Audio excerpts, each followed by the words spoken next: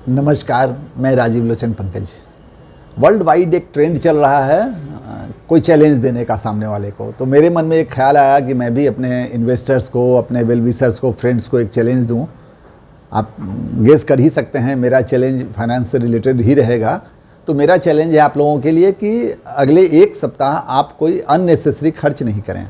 1 week no unnecessary spending challenge है।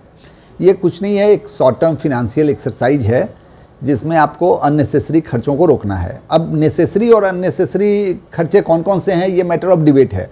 मेरे घर में ही केस है, मेरा भाजा है, वो रोज़ 1-2 स्टारबक्स की कॉफ़ी नहीं पी ले तो उसको चैन नहीं आता है, उसके हिसाब से वो नेसेसरी खर्च है।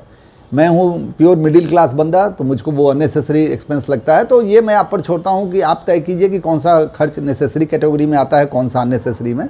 मैं आपकी मदद करता हूँ इस चैलेंज को पूरा करने में, ऐसे कि कुछ टिप्स दे देता हूँ। पहली बात तो ये है कि आप अपने रूल्स खुद फिक्स कीजिए। बैठ के 5 मिनट समय देके एक बार सोच के देखिए तो सही कि कौन कौन से ऐसे खर्चे हैं जो आप कर तो रहे हैं लेकिन जिनको किए जाने की कोई ज़रूरत नहीं थी। वही सारे खर्चे अननेसेसरी कैटेगरी में आते हैं।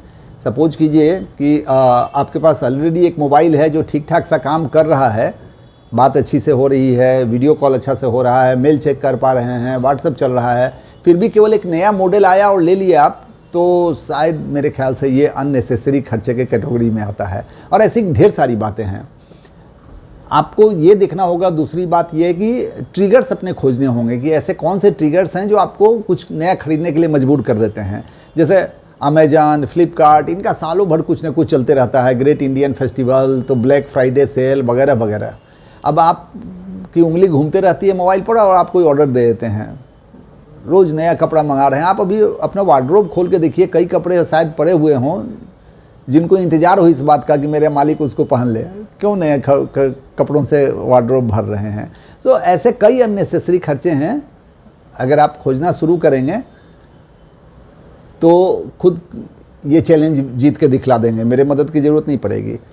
और मैं आपकी मदद ये कर सकता हूँ कि आपको एक आइडिया दे सकता हूँ कि थोड़ा क्रिएटिव बन के भी देख सकते हैं। जैसे कि हर सप्ताह फिल्म देखने जाएं या रेस्टोरेंट जाएं, इसकी जगह पर क्यों नहीं किसी पुराने दोस्त के यहाँ चले जाएं बिना कुछ बताए।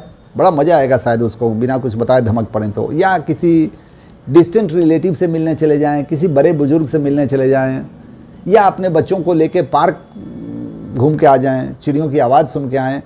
आप यकीन मानिए ये सारी चीज़ें बड़े सुकून देंगी। खरीदने से कम मज़ा इन बातों में नहीं है। मिड वीक में एक बार वापस बैठ के एनालाइज कीजिए कि आप कितना % अचीव कर पाए हैं, कितना और करने की ज़रूरत है। और वीक ख़त्म होने के बाद आप देखेंगे कि क्या क्या लाभ आपको हुआ। आपको वैल्यूज में क्लैरिटी आएगी कि जिस आइटम पर आप जितना खर्च कर रहे थे उस आइटम पर उतना खर्च करने की ज़रूरत थी कि नहीं। आप में जब एक फिनेंशियल डिसिप्लिन आएगा ना, तो आपके घर के और लोगों में भी आएगा, आपके स्पाउस में, आपके बच्चों में, सब किसी में फिनेंशियल डिसिप्लिन आएगा।